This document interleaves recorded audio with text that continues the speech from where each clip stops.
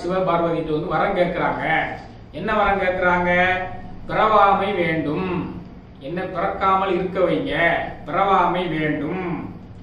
மீண்டும் பிறப்புண்டேல், திரும்பியும் நான் பிறக்க வேண்டிய சூழ்நிலை வந்ததுன்னா இறைவா உனை என்னும் மறவாமை வேண்டும், பிறவாமை வேண்டும். மீண்டும் பிறப்புண்டேல் இறைவா உனை மறவாமை வேண்டும்.